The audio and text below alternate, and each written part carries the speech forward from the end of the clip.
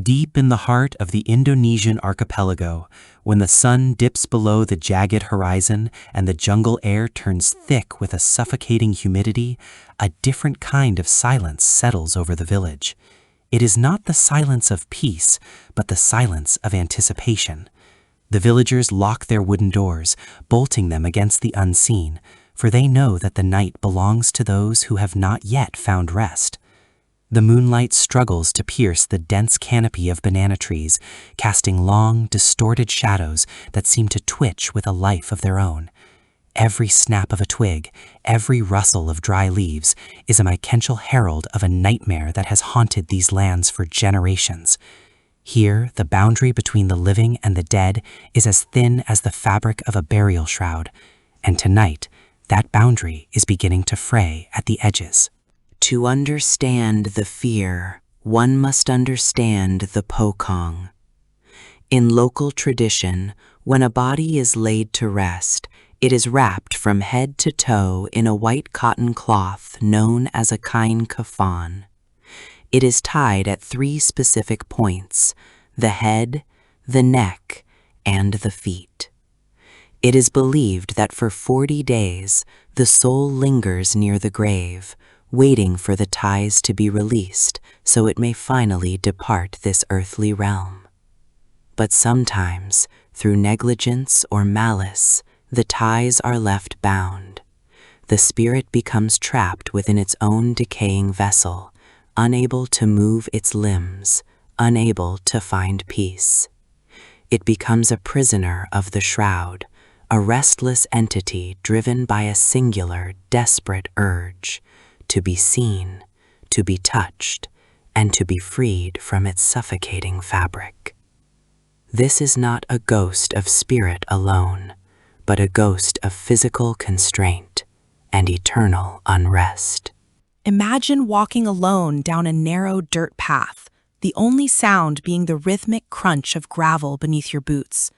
The air grows cold, unnaturally so, and the scent of jasmine begins to mingle with the cloying stench of stagnant water and old earth. You feel a gaze upon the back of your neck, a weight that makes your heart hammer against your ribs like a trapped bird. You stop, but the sound of something dragging behind you continues for just a fraction of a second too long. You turn your head slowly, peering into the gloom where the banana groves meet the edge of the ancient cemetery, where the shadows seem darker, more solid than they have any right to be. The wind dies down, leaving you in a vacuum of silence, where your own breathing sounds like a thunderclap, and the darkness starts to coalesce into a shape. There, standing perfectly still amidst the tall grass, is a pale, vertical shape. At first, you might mistake it for a fallen pillar or a trick of the moonlight on a tree trunk. But as your eyes adjust, the silhouette becomes unmistakably human in scale. It is wrapped in a tattered, soil-stained fabric that once might have been white, but now carries the grim patina of the grave. It stands upright, rigid as a statue, with no visible arms or legs to break the symmetry of its cylindrical form. It does not breathe. It does not move. It simply exists, a monument to a life interrupted, staring back at you with unseen eyes from beneath the knotted fabric at its crown. The realization hits you like a physical blow. The stories are true. The shroud has come for a witness, and you are the only one left in the dark. The Pocong does not walk as we do. It cannot. Its feet are bound tightly together, its arms pinned to its sides by the burial knots. Instead, it moves with a jarring, rhythmic motion, a series of heavy, muffled thuds as it hops across the uneven ground. Or worse, it glides, its base hovering inches above the earth, moving with a fluid, ghostly speed that defies the laws of nature.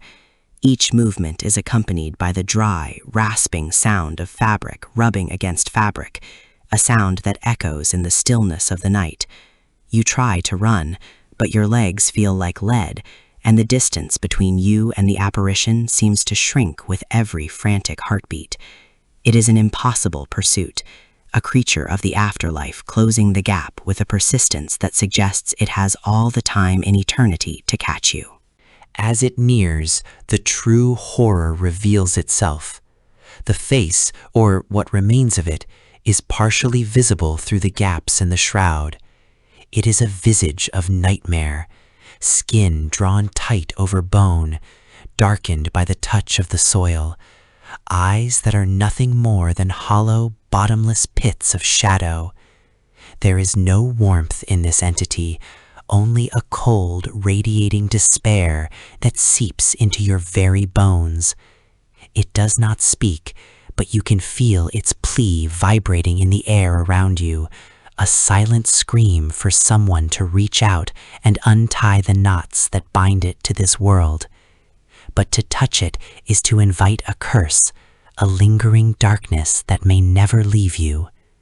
The stench of decay is overwhelming now, a mixture of wet earth and ancient dust that fills your lungs and makes your head swim with nausea and primal dread. Legends tell of those who have tried to confront the Pocong, thinking it a mere superstition or a trick of the mind. They find themselves paralyzed by a terror that transcends logic, a fear that roots them to the spot as the temperature drops to freezing levels.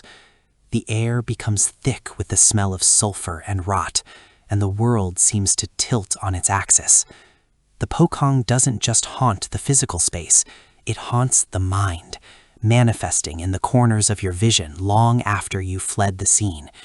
It is a reminder of our own mortality, a physical manifestation of the unfinished business we all fear leaving behind.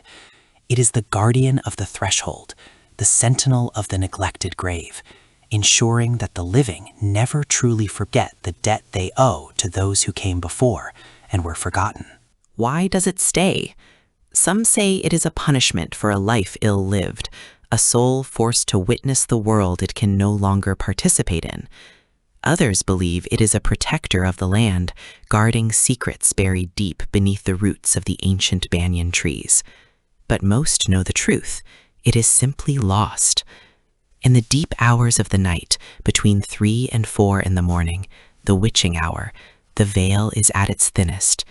This is when the Pocong is most active, drifting through the outskirts of the villages, knocking its head against the doors of the living, seeking a mercy that few are brave enough to provide. It is a tragic figure as much as a terrifying one, a soul caught in a loop of eternal longing, forever reaching for a freedom that lies just one knot away. The night is long, and the path ahead seems to stretch into infinity as you scramble away from the presence. You reach the edge of the village, the lights of the distant houses offering a flicker of hope in the oppressive gloom. You look back one last time, and for a fleeting moment, you see the white shroud standing at the edge of the forest, a lonely, silent sentinel watching you depart. The fear begins to recede, replaced by a hollow ache in your chest. You have survived the encounter, but the memory will remain, a cold ember burning in the back of your mind. You will never again look at a white sheet or a moonlit path the same way, for you now know what hides in the shadows, waiting for the knots to be undone. The darkness of the jungle hides many things, but none so persistent as the one wrapped in white.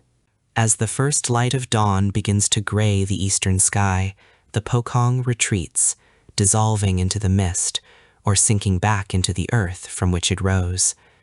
The village wakes, the normal sounds of life, roosters crowing, the clatter of pans, returning to drown out the echoes of the night. But the silence of the jungle remains, waiting for the sun to set once more.